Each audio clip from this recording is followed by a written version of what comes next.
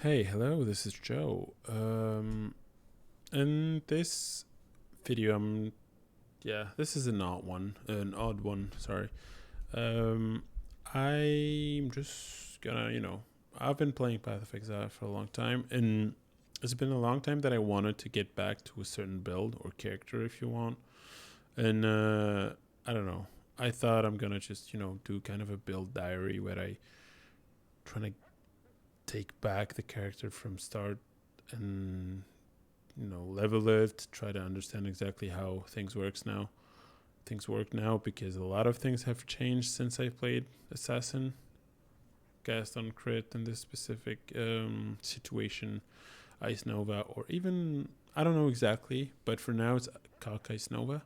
So yeah. So that's what it's going to be about, pretty much. I'm just gonna talk about my experience, and it will get better the further I progress, and yeah. So let's get into it. First and foremost, leveling. It was a bit rough. To be honest with you, it was not a very enjoyable experience, and that's mainly because of I've kind of fucked up I, my leveling. Is that the thing is I wanted to do so many things at the same time and kind of tunnel vision the cast on crit version and and and switch. So yeah, that's something I should not do and would not do in the future. But yeah, I started with Creeping Frost early on. That was okay-ish until early Act 3, if I recall, yeah. And then switched to Ice Nova Frostbolt Selfcast.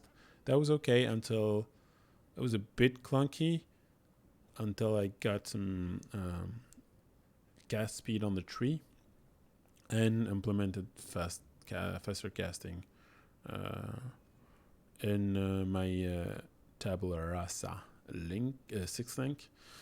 And yeah, regarding the leveling setup, I only had a tabula. Yeah, I mean, I know it's only, but that's quite a big difference. But yeah, tabula and some crafting using some essences that I that I have. But yeah, so Ice Nova Frostbolt Selfcast, that was good, and I should have stuck with that. But yeah, I kind of switched to. I did switch to cast on crit very very early. I had to go. I did the lab and had to grab those notes basically because without those it's unplayable. Even with those on bosses, it was still rough because I basically they I mean they instantly were not on full life because I damaged them, and then between the like the 99% uh, level of life until 50%, so they can are technically on low life. I kind of didn't do much, and that was me standing on the boss and for like a couple of minutes waiting. But at least I had good defenses, so I didn't die that much. But I still died, but it wasn't that bad. But yeah, I should have not. I shouldn't have switched that early. I should have kept playing with Ice Nova Frostbolt, self-cast, even until early maps. But yeah, and I think in a new league setup, or not SSF, but because you wouldn't play cast on crit, but you need and you should keep playing with Ice Nova Selfcast or even Gold Blade Vortex. But yeah, so so that's about it. And again, I want to play assassin. I know that occultist is better in pretty much every single way, beside, just speed. But that can be fixed. But I decided on Assassin because first it's, a bit faster. It has the easier time and to access crit early on. And I just like the Assassin aesthetic a bit more. And that's the build that I played in, I think, Metamorph. And that's when I fell in love with Cast on Crit. So what I'm trying to do here is just kind of, replicate what I had as in my experience in that league. So to just give context, it was double cost sprees, but probably not the way to go now. And mainly life-based. It was life-based, double cost sprees with an exploded chest. And then that's about it. But I suspect that it's not the way now. But what I'm going to try to do is kind of go for that setup and see how much I can push the build with that. Probably not that far. And I don't know if I'm going to invest in an exploded chest because I think that's a bit pricey. So I'm going to... My objective here, since I'm 71... is go for one cost pre shield, keep it life based, try to fix pretty much everything, have a bit more life. I have the resistances, maybe play another shield, try to fix the defensive layers and stuff, and see and focus on scaling damage and see how far I can get it before switching to CI. So that's the idea here.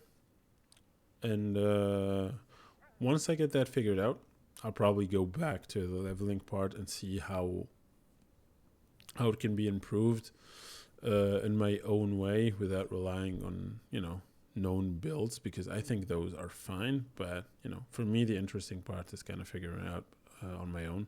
Even though this build is kind of, it's known and there's not many things you can do to just differentiate or anything. But I don't know. I'll try my best, but that's what I find, fun for now. So yeah. Going back to the post leveling parts. So what I did is basically, like I said, take this and then try to focus on crit and crit chance. And that's one of the other mistakes that I did early on, is that I focused on going and kicking every crit node, and that kind of fucked me very, very hard because my damage was very low, because crit doesn't really work early on because you don't have enough crit chance and then you don't have enough crit multiplier. So it just didn't make sense, but I did it anyway because I was just I was tunnel visioning the switch to cast on crit so much that I pretty much fucked my leveling process. But it's okay, now I learned. One of the thing is why Cultist I think is better is because you have access to, even for leveling, you can, if you want to level with brands, you can grab Runebinder. It's not that far. If you want to, I don't know, even generic damage scaling, it's easier, I think, here than starting here. Maybe I'm wrong, but I don't know. I felt that way. So yeah. After that, the leveling process, again, what I kept doing is trying to grab enough crit wherever I can find it, scale the cold damage, grab frenzy charge generation here, a bit of life wherever I can get it, because I get stunned a bit too much to my taste. One other thing is I got a replica conquer efficiency and 2 Elrayon rings, just to fix the mana, because that's one of the big issues I think with the build and with the change that they did with the like the triggered spells, because this was not a thing before, and I don't really like it, but I kind of understand the thought process behind changing it. But yeah, but at least I like, when we're taking Eldritch Battery and think this node, it's fine. I don't have to think about mana ever beside my reservation. So yeah, now when it comes to defensive layers, like I said, I'm trying to reach the 4K 0.5 mark of life so I can be comfortable with the stuns and stuff. And then I incorporated Determination with a Granite Flask, just like pretty standard stuff. And I'll trying to grab enough efficiency, reservation efficiency, to have Herald Device, Precision, Determination, and Hatred. I don't know if it's gonna be enough, the stuff that is on the tree, without costing me too many points, but we'll see. So yeah, that's about it. I know this is probably not that interesting, but I don't know. It's this is the process that I chose to go through, and we'll see how it works. And yeah, very, very eager to see where I can take this and how it does feel with a life based, because even when I looked at some other people doing this build, I think everybody has his own way of going through the leveling process. Not leveling, but early maps and kind of early league process, and to get to that CI version. So yeah, that's what I'm trying to do here, is kind of define my own path and understand exactly how everything works, since I didn't play it for so long. So yeah. Anyway, that's about it.